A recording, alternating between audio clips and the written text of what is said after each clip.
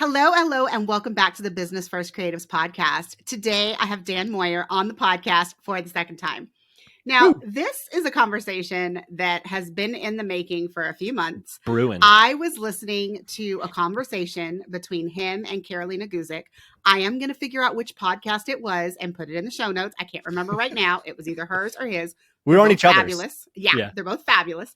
But after I listened to it, I basically started sending Dan these like ranty Instagram DMs. And I was like, oh my God, you need to come on my podcast and talk about this. So Dan, How are you doing? Why don't you introduce yourself in case they didn't figure out who you were from the first time that you were on the podcast? Hey, I'm Dan Moyer. I'm an extreme empath, photographer, dad, husband, blind optimist in the best sense of the word. I coach some photographers. I take lots of pictures. That's about it. Okay. Nice and succinct. So today's topic, guys, is marketing. I think you guys all know how I feel about marketing. I feel like people don't talk enough about marketing, or they only have like this narrow tunnel vision on what they think marketing is. Yep. So Dan, tell me what marketing is for you in your photography business. In my photography business, so I'm going to make a distinction here. There's ways that I do it, but then there's also like, well, I think marketing is just getting people into like getting eyes on your business, right? Like how can you get people to come into your doors, or I'm going to use a weird word that I don't really like, it's the funnel, which you like bring people in, right? And I'm not talking about a sales funnel. It's just like getting people into your world, right? That's what marketing is, I think. For me, I really love to focus on relationships. That is my marketing effort and if we're just going to like dive right into it right now, there's so many great ways to market, right? Like Jordan Courses, I think that's how to pronounce his last name, of like Wedding Lead Machine Accelerator, WLMA, like doing great things with Facebook ads. Corinne Jasinski crushes it with Instagram and creating a community there. My favorite thing, and what I think is like the foundation of everybody's marketing pyramid, is relationships and building referral streams, because algorithms change, platforms change. Like remember when, all of a sudden Instagram was going towards reels and everybody's like, oh my God, the photographs are not going to be seen anymore. And like, right. Like all these things change, but what doesn't change is someone's opinion of you. And if you give a great impression on your past clients or a venue manager, or like just do a great job and you exceed that person's expectations, they'll tell a bunch of their friends about you. And that's what my approach to marketing is. And I mean, Dan, that's how you've built your entire business. So I want you to tell us about your first client, because I really do think that sets the scene for how you view relationship marketing and how it has served you well the entire time that you have been photographing weddings. Okay. So I started photographing weddings. The first wedding I photographed was a church friend of my mom's. Her husband had passed away a couple years earlier. And so that was my literal first client. So let me, be very open. Literal first client, like she knew I was not taking pictures for this one studio I was working for anymore. And she said, hey, here you go. But then after I photographed her wedding, I was like, hey, maybe there's sort of something to this. Maybe that I could actually do this for a business. And so I created business cards, like real actual business cards printed from Vistaprint, I think. I still have them. They are terrible. It's just like a wash of brown. But I used to be very open and sort of aware of when I saw women with engagement rings on. And my then girlfriend, now wife, she would always carry my business cards around with me in my pocket. And we were standing in the back of this line at a pizza shop that we used to love to go to. And in front of us, there was this woman who had an engagement ring on. I think her husband was a Marine. And I was like, oh, hey, are you guys engaged? When are you getting married? Blah, blah, blah. And it was like a Thursday and they were getting married that Sunday. And I was like, well, have you gotten a photographer yet? And I said, I'm a photographer, blah, blah, blah. And sure enough, they were like, well, we're not having like a full wedding. We're just doing something small at the courthouse. And I think this was sort of before like elopements became like a real thing and justice of peace became a big thing. But they're like, well, would you take pictures of us at this park on Saturday? And they hired me and I got like $300 for like an hour's worth of like taking pictures. And I built my business literally from that shoot. Like I created an album from this and all that stuff, but like that started. And I just saw the power of like treating people really well and sort of blurring that line between what a photographer client relationship looks like. And now 13 years later, I have so many clients that I photographed, like all the siblings in a family. And this one couple from October 29th, 2011, there was this crazy snowstorm. I can attribute like $100,000 of weddings to that one wedding because she just told so many friends, and then their friends told their friends, and they're all showing up at these weddings. And that was how I got my first client. So Dan, I know what people say, and I think it's ridiculous, but I'm going to say it anyways because I feel like someone's like, but my clients don't talk about me. How do I get my clients to share me? I'm sorry. I probably shouldn't have done that in that voice, but whatever. Point being, Dan, people are going to be like, oh, but my clients don't talk about me. So what are you doing that is so special to where your clients are like praising you to everyone that they know? Like, what's your secret sauce? Man, okay. I'm not special. I'm not special at all. You're special to me, Dan. Thank you. That makes a lot, Colie. So I'm not special in the sense that like I'm not the best photographer in the world. Like there are way more creative photographers than I am. I'm in a saturated market. I'm outside of Philadelphia, but I think one of the things that I do really well is I will be really along and invested in the journey rather than just like, let me get you to sign this contract. And then in 12 months, I'll send you a questionnaire before the wedding. And then it'll be like, I'll be best friends with you on the wedding day. It's like, no, let me blur what this relationship is supposed to look like. Right. So there's this book called The Power of Moments by Chip Heath and Dan Heath. And in it, they talk about this idea of like flipping a script on whatever a sales process is, right? So let's talk about a restaurant. When you go into a restaurant, you have this like subconscious series of events that like play through your mind. It's like, all right, well, I'm going to walk in, the server's going to seat me, the host is going to come over, they're going to get the drinks, like the whole thing. And then you're going to get your food. The server's going to say, how's your food? Like right as you're taking a bite of your sandwich, and you're going to be like, it's really great. And you got sauce all over your face, right? And there is a sequence of events for every transaction, and it's no different than a wedding or a family or whatever. And I think our job is, if you really want to go above and beyond, is to figure out what that script is. And let's talk about weddings, because that's what I know best. Every couple who's coming to get married has a script that they've been told from their friends, that they know from attending weddings, that they've read about online. So it's like, where can you, in that script of what these couples are going to expect, just totally insert something that is going to completely throw them off guard? It's like, well, why would the photographer do this? They're just a photographer. They're just supposed to take pictures. And my favorite thing that I've thought of recently is like, let's not let your couples wait until the wedding day to find out how awesome you are. Mm-hmm. Feel me? I do. I feel you. I mean, it is part of the client experience. It's thinking about every single thing that you do for your clients, and then what can you throw in that maybe it has a high value, but it doesn't actually have to take a lot of effort. And that's what I think people screw up in when they're trying to like elevate their client experience, is they automatically think, oh, well, anything else that you want me to do is going to take a lot of effort. And it doesn't have to take a lot of effort to surprise and delight the clients, because guys, there's a reason that they hired you in the first place. Like, they're already enamored with you. They gave you thousands of dollars if you're a wedding photographer. Yes. And so it is that thing of, I feel like, there's all the zhuzhing. There's the, I want to work with you. And like you said, you get them to sign on the dotted line and then they don't hear from you for months. Yeah. And I think that as an industry, and even for family photographers, the timeline might be shorter, but we are guilty of the same thing. We are guilty of having people book their session and then not talking to them until like 3 or 4 weeks before the session. Yep.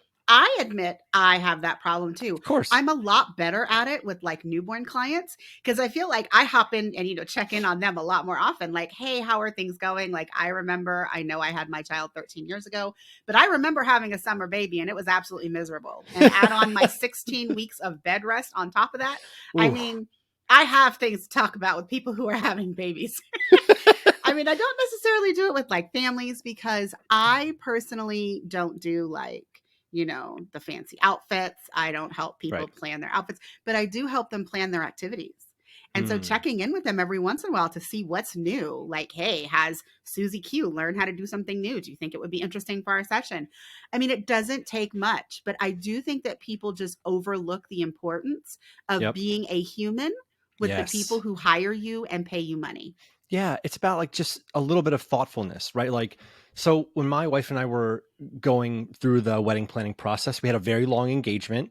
And I remember leading up to the wedding day, right? Like, I'm still have a full schedule of weddings. My last wedding was 2 weeks before our wedding. And then we had a nice break after. But I remember 3 months to our wedding day, like things really started to ramp up, right? And it was at that point where I remember like all the minutia just started piling on top of our shoulders, right? There's all the everything stacks up. Like you can't tell the venue how many people are coming to the wedding until you get the response cards back. You can't get the response cards back until you mail out the invites. You can't get the invites until you design them and print them, right? So you can't even get ahead on anything. And I remember that being the point which I was very stressed out by, and my wife was also stressed out by, and the seating chart and all that stuff. And so I started thinking, well, if I'm stressed out about this, I bet you my couples are as well. Mm-hmm. I was like, okay, so at that 3 month mark, what does my couple need from me to remind them that all the BS that's going to come up is actually not anything really they should be worried about, or just at least bring their awareness to it, that they need to make sure they have a date night, or they need to do something. So, well, my wife and I did right before our wedding, the week before, we went to the beach and we had like a reconnection weekend where it's like, okay, we're going to get a ton of stuff done right by this weekend. We're going to have a weekend together, and then we can get re-excited about the wedding day. So maybe there's something there. And what I do is like this date night box where it's like, it's nothing fancy. It's like a bottle of champagne, some chocolate, some gourmet popcorn, and like a couple of other like little things like cold brew packets. And I just send that. And I'm like, hey, this is the start of like a date night and a date morning, right? Like what's coming up is going to be a lot for you. So maybe just use this as something to remember that, you are most at risk of forgetting what the point of the wedding day is. So just remember that the point of the wedding day is joy and togetherness, and not all the minutia that's trying to distract you over the next 3 months, right? Photographers don't do that. And I know someone's going to be like, but Dan, do you give everybody the same box? Like, how do you know what to send them? Guys, that's where you're, getting to know your clients is really helpful. Like for me, like Dan just made up a whole box. I don't think I'd have the patience for that. Do you know what I'd do? I would ask all my couples, what's your favorite local restaurant, so that I can give them a date night to go eat out, and I can support a local business at the same time. That's what I would do. Low-hanging fruit is what we're talking about here. Let's not overcomplicate it with, well, do you need to have different boxes or whatever? Like, yes, like put a line on your questionnaire in the very beginning that's like, hey, what's your favorite restaurant or something, and then note that later. Or just if you need like to just get started, just send everybody the same box.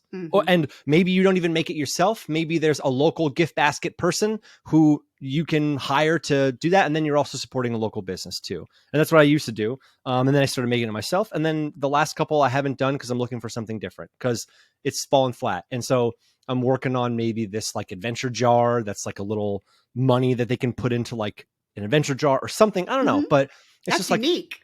Like, what if we just get outside of the context of we're photographers and more towards the like subconscious stuff that people actually need from us during a stressful planning for a family session or stressful planning for a wedding or whatever, I'm with you. I feel you. So we've talked a lot about relationship marketing. And the funny thing is, that's not even what you and I were originally going to talk about. No. What we were originally going to talk about, guys, which we're going to head into it now, is active versus passive marketing. So Dan, so what do you want to say to like set the scene for where we're going next? Okay.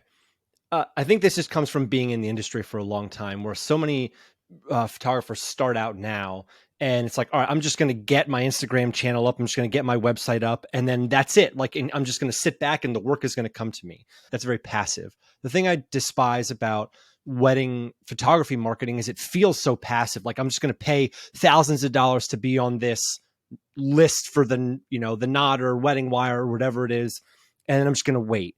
And that's the part that I dislike so much about like the passive part of it. The active part of it, what do you think is active marketing? I mean, I think we've already talked about the relationship marketing. I mean, that's definitely active.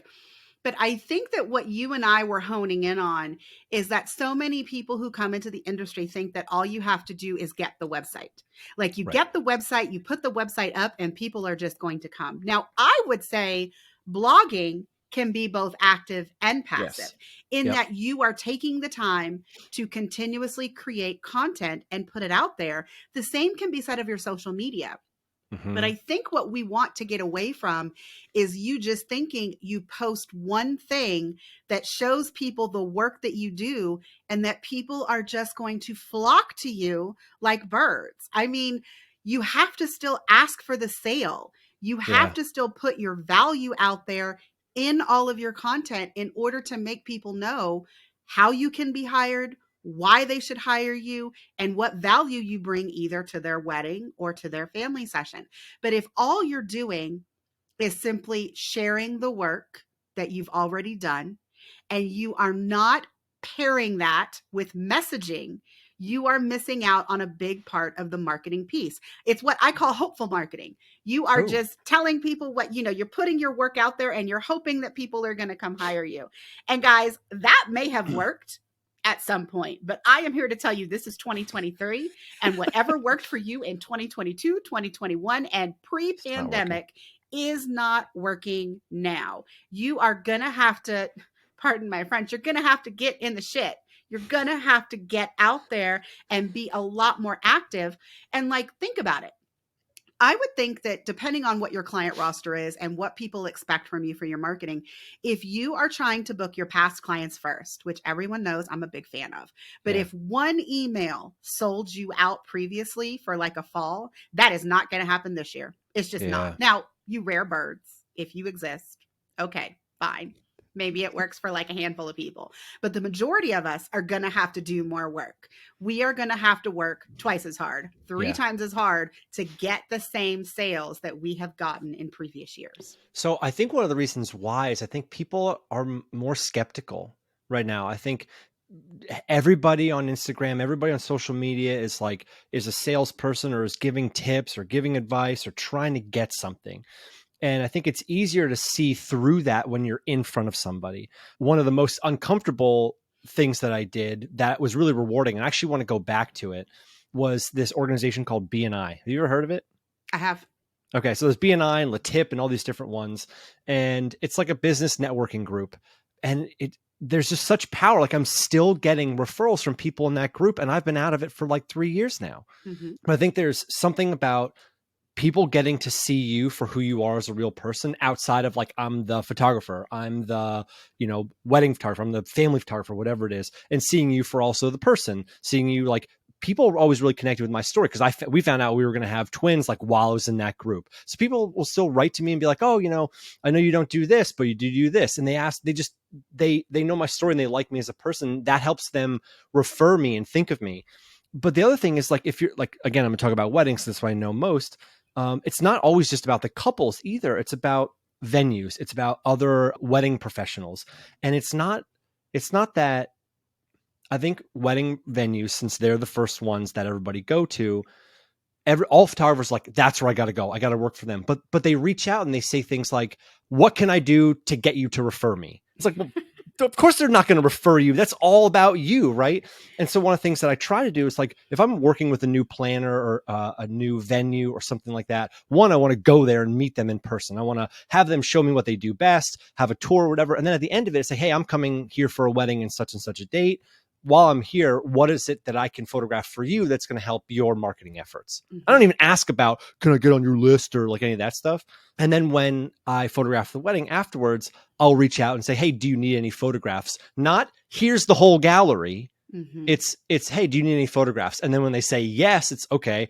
Would you like me to go through and pick out a selection for you? Or do you want to go through the whole gallery? Let me just start this conversation with people and help them because they have a boss. They have deadlines to meet. They have all this stuff. So if I can be of service and helpful to people, that's marketing. That's active marketing. And that's just being thoughtful and helpful. And rather than using this person as a means to an end, hey, let me drop off this album for you. Then you can get me on your list, wink, wink. Instead of that, it's let me see you as a person and help you out and help you look good to you, the people who you serve also. But then I feel there's someone who's going to come back and be but why should I give my work away for free?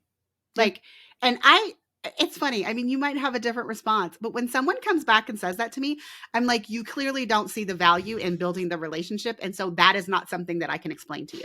Yeah. I can't explain to you why you should give away your work for free if that's how you see it. Like if you see starting that conversation and having that relationship and making that offer for something that you are already going to do, that you have already been paid for, I can't help you. Yeah, they're like, I will give away and share social media photographs all the time, right? If somebody's like, hey, I want to use this for a billboard, let's have a different conversation, right? If you have the money for a billboard, I'm going to get a piece of that. Or one of the things that I will do, like, so there's a magazine that one of the venues I worked at, I took a really great photograph and they were like, we want to use this picture. And they said, can you send us the high-res file? And I was like, wait. Let's have a conversation about this. And rather than having them pay me, I just said, let me put my logo on this in the magazine, like right here. This is what I'll send you the high-res file. You can use that. And I basically got like $3,000 because it was a full page ad. I got like a $3,000 ad that I would never pay for in a magazine for free because I just let them use this photograph to promote their business. And that to me is worth it. But then someone would come back and be like, but Dan, did you make any money off of it? Like, did you get any bookings off of that? Well, it's difficult to always look and say, okay, well, I definitely know I got something from this ad and I got something from this ad. Magazines are sort of a shitstorm, right? Like I can't exactly quantify that this person came from this direct ad, but I can say that I've worked at that wedding or that venue several times since that ad has run. So there's part of it, but I think there's part of casting a wide net, right? This is this whole like idea of like a marketing pyramid where it's like, I'm not just going to do referrals. I'm not just going to be active. Let me also like put some stuff out on Instagram. Let me also blog. Let me also like get into this magazine that has a huge subscribership, has a lot of people who buy it off of shelves because it's the Philadelphia wedding magazine, right? So like, okay, that to me is worth it. And I think if somebody's going to come back with a question or something, there's always going to be 10% of people who say, what if?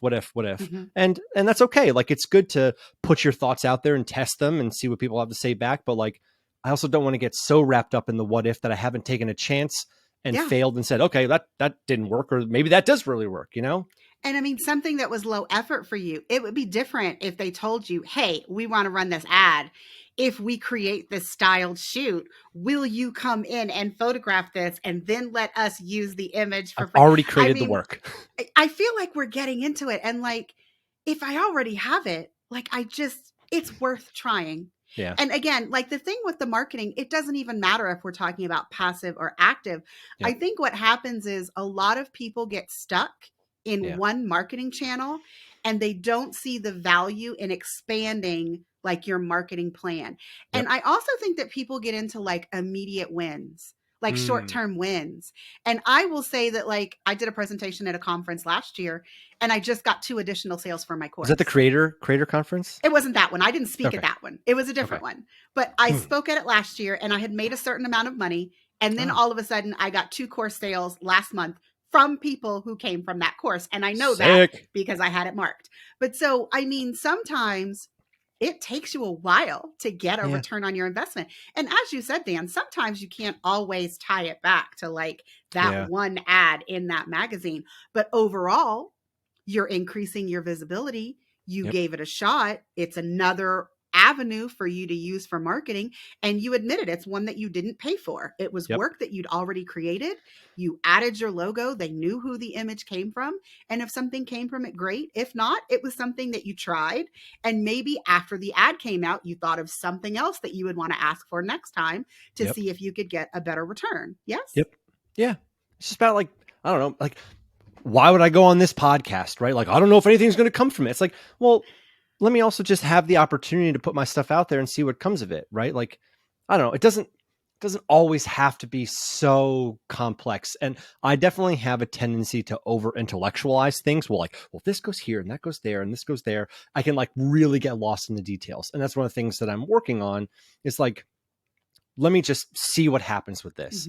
And also you talked about like this, like money now, or like I need results now. It's so hard to be patient. Like right now I'm working on a new business that I'm really excited about. And I really want to like read all the books and I want to do all the things and I want to make it happen like right now because I'm so thrilled about it, but I'm not making money from it yet. So I can't do like that. This podcast. Yeah, right.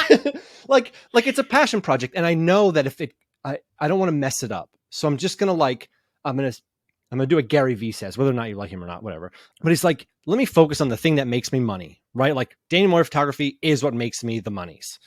But then outside of that, let me focus on these other endeavors and hustle on those and slowly build those up. So that way Daniel Moyer photography starts to be lesser and lesser. Mm-hmm. And then I have this other new business that really fills my soul that I've been working on. And it's not like I'm turning off one nozzle and turning the other one on. It's a slow burn. And I think that will be really helpful and teach me about patience, because my wedding photography business was patience. Like I was in college when I started building it. I was living in my parents' house. I was renting a second camera every weekend because I didn't have the money to have two cameras.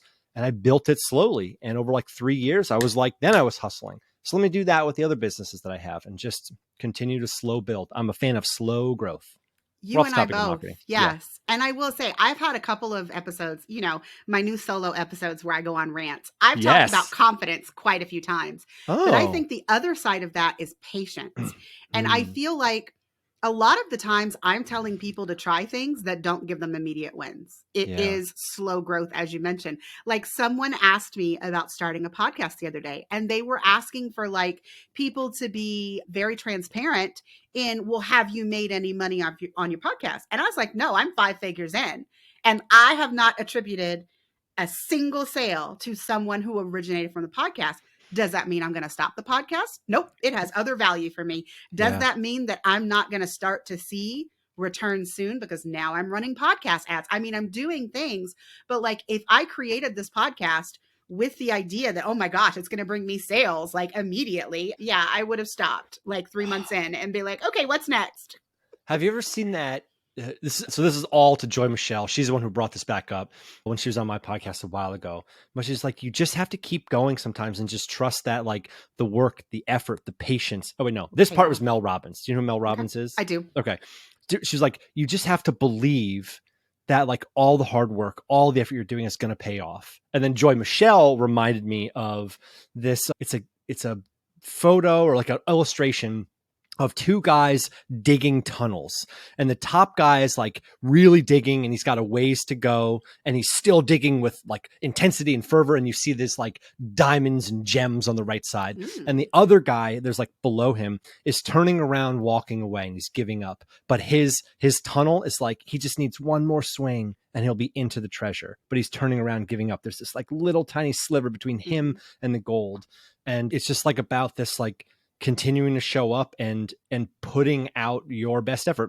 The podcast doesn't feel like work to me, right? Yes. My newsletter doesn't feel like work to me. Writing doesn't feel like work to me. So I'm going to keep going those things because that's another way that's active for me to bring people into my world. Yes. Right?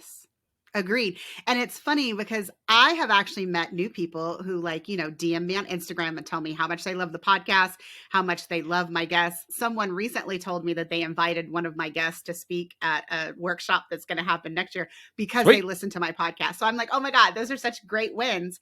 But if I was being selfish to only value this podcast at how much money has it made me, yep. I mean, I'm about to hit a year. I would have quit long before this, guys. But I mean, to me, I get more value doing different things for this podcast.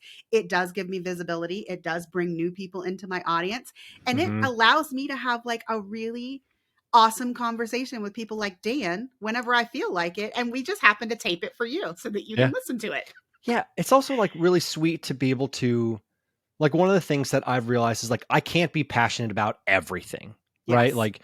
And I love being able to talk to people and use my microphone to amplify people's voices. Right. That's part of marketing, I guess. Right. Like there's certain issues and stuff that I know a little bit about, but let me invite this person on to really talk about it to my audience who might also not be in a space that they want to listen to that or seek that out. It's okay, how can we just that's the part that's exciting about it. Not that it's automatically traced back to this sale and that sale. And in general, I think that I think I would have given up long ago if my only goal was I'm going to try to see this amount of money from this podcast by this point, because I would have just wanted more and more. And I would have gotten into this mindset of hoping to get more and only been focused on that versus what kind of joy can I bring to people, or what kind of new thoughts and topics can I explore that help people on a deeply important level. Yeah. So let's bring it back around to our let's just bring it back around. So we were talking about passive versus active. What do you think is a good balance? Because I feel like people are like, oh, well, you're telling me that passive's not good, and now you're telling me to be active. And that's totally not what we're saying. I think Dan and I are both saying you need a balance. So what's a good balance for you, Dan? I think it's going to be subjective. Because like I said, I think there are many people who are really good at this passive marketing and they do it really well. Like Jordan is really good with Facebook ads. Like I mentioned him earlier. Maybe it's just about like looking at your strengths, right? And saying, okay, I'm really good at being around people. I love being around people. So let me make sure that I'm using that as one of my strengths and getting in front of people. I'm going to meetings, I'm going to mixers or whatever. I'm meeting other photographers that can help to share referrals between each other, right? I think that's an underrated form of marketing. But then it's just not neglecting all of those other avenues, right? Like I'm not a huge fan of the big box websites for weddings, but I tried them because I wanted to see if there's something there that I was missing.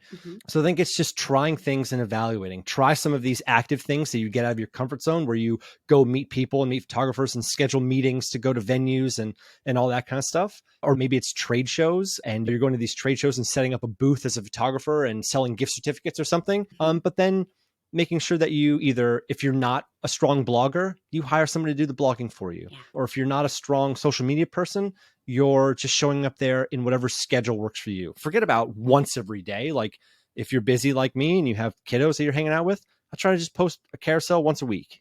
And I love those carousels.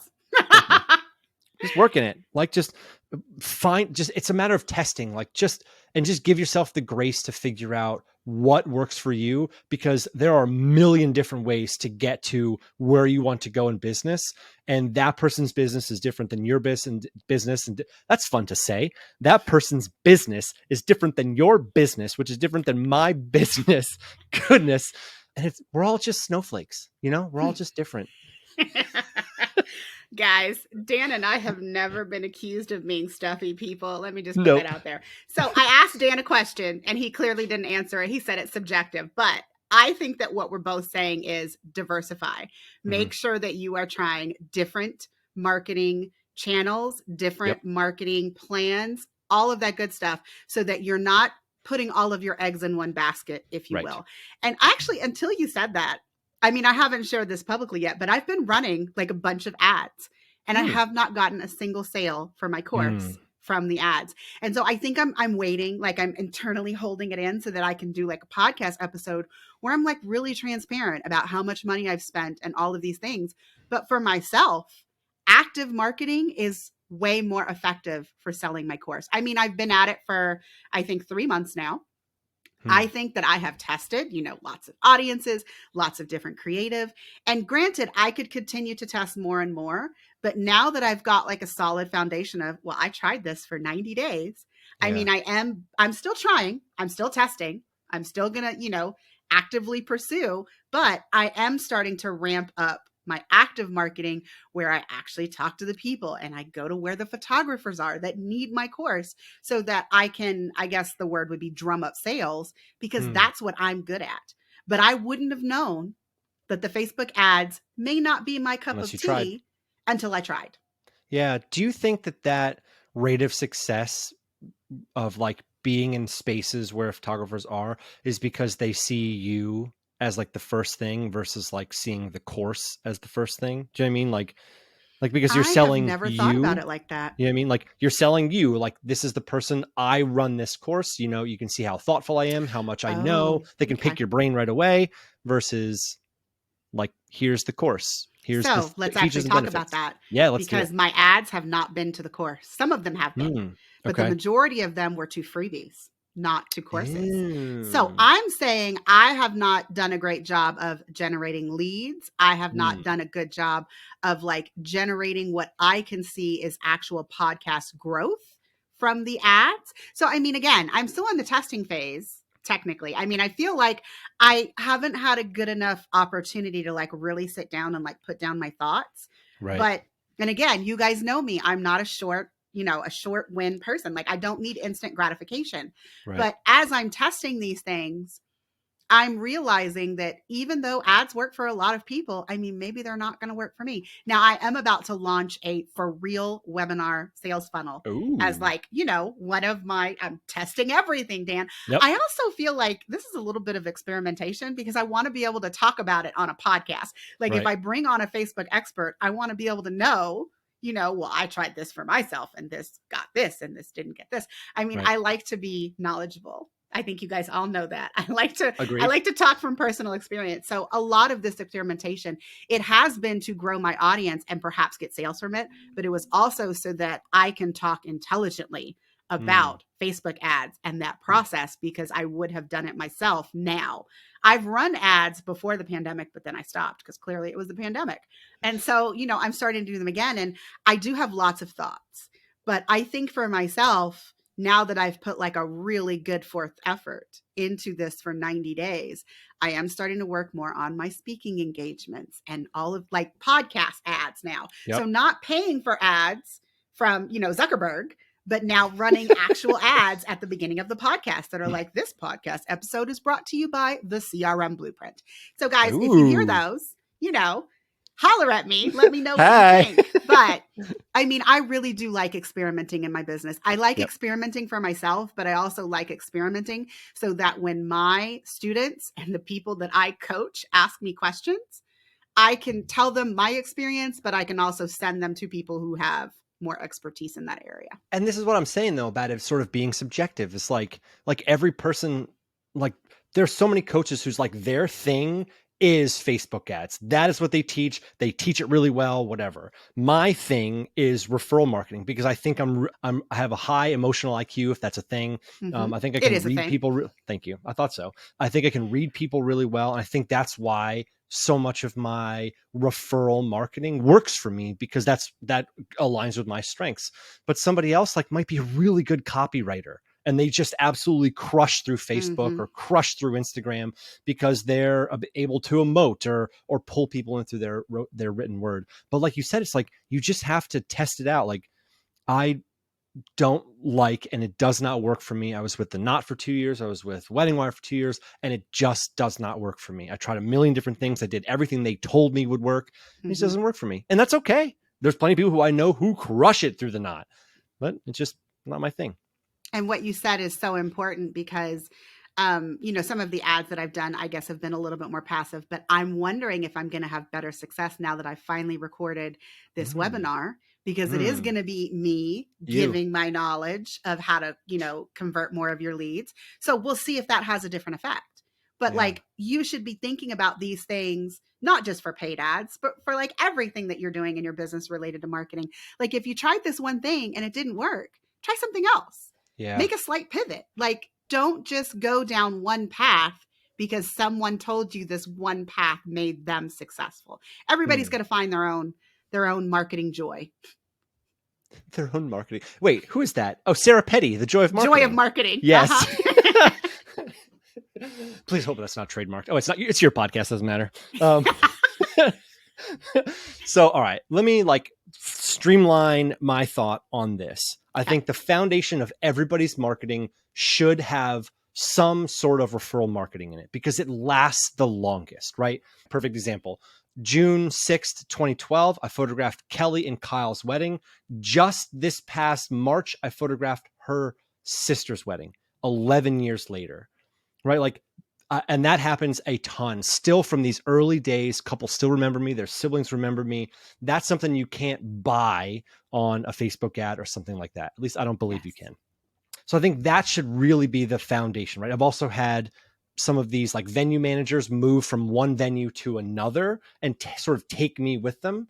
But then above that, I think there's going to be maybe the next level is just having your solid SEO, your solid blog, your solid Instagram, where things you're putting out to get people in around the web into your funnel. Part of me wants to just stop there because I don't want to say what's the top smallest part. Oh, that's all right. I'm going to cut you off, Dan. So listen, guys, when this episode airs, last month was all about SEO on this podcast. Ooh, so perfect. If you have not checked out all 4 episodes from last month, I'm calling it the Simple SEO series. There were 4 amazing experts on this podcast. Make sure that you listen to all 4. But before you do, remember, Colie said that is long-term marketing. You are not going to blog and increase your SEO in 30 days. That is not a thing.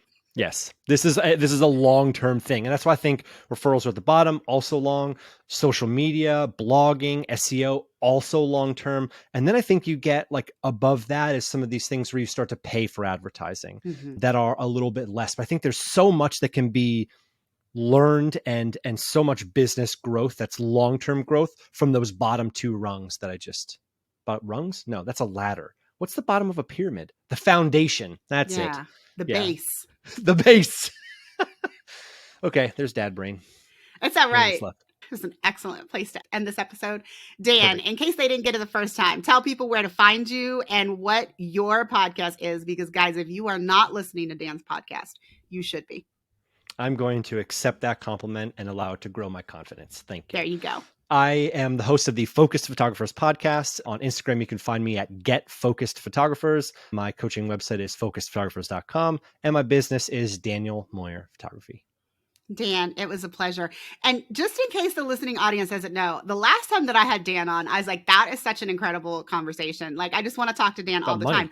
So just so that you know, I'm going to have Dan on the podcast every 6 months. He doesn't have a choice. So if there is a topic that you guys would like for us to rant about together, send it in. Contact one of us on Instagram. Series. Yeah, I mean, I'm here for it. Rant with Dan and Colie. There you go. Nice. No, Rant with Colie and Dan. It's my podcast. I got to come first. Right. Yes. Right. Colie and Dan. Right. There's got to be a fun name in there somewhere. Okay. I mean, we need to think about it. All right, everyone. That is it for this episode. See you next time.